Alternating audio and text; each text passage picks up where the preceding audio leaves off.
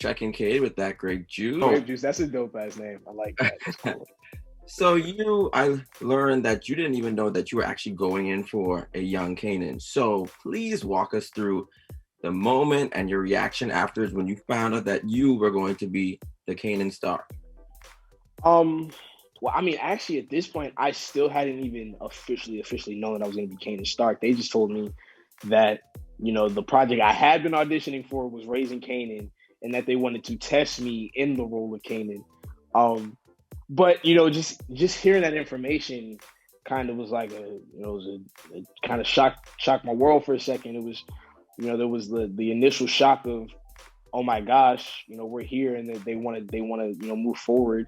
Then there was the, oh my gosh, this is a huge character from a huge franchise. And then there was the, oh my gosh, let's do this. I was just excited. I was excited to get to work and to really showcase what I do and what I have been doing. Yeah, it was a huge culture shock. It was wild. It was literally in the span of like 48 hours is when I went from knowing that what was happening to actually testing. It was a wild. This is an exciting moment to have you a part of the Power universe. So your character, Detective Malcolm, what was your creative process going into this role?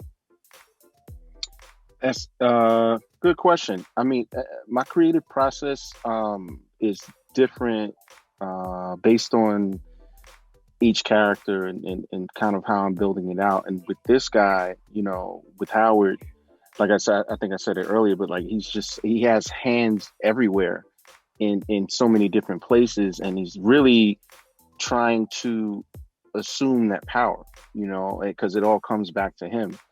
And so for me, it actually kind of took me to a dark space, because that's a really selfish way of being. So but I dive in, I jump off the cliff and I go where the character needs to go, so that when, people are watching, they can feel it. So that was pretty much it. I mean, in terms of process, it wasn't so much different from any other, it's not like I needed training to be a policeman or, stuff like that. It wasn't, and obviously I know the time frame and things like that it took place in. So I just dove in. I dove off the cliff. Look, my no hands. You played the ultra smooth Uncle Lulu, and if I'm not mistaken, you said you're not exactly the smoothest. So where did you pull inspiration from to be this smooth character?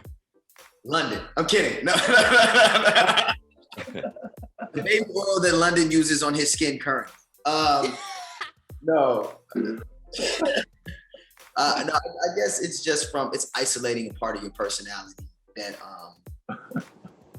you wish you were, right? And giving that every bit of energy. He's really just focused. So the smoothness that I think people are reading is someone who's just hyper focused. He picks a point, he goes at it, and everything else kind of washes to the wayside, which gives the impression that he cool, he fly, he calm. But really, he just can't multitask. Got it. Thank you so much. He's also a lot smoother than he's given himself credit for. So there's that too. Okay, Haley. All right, niece.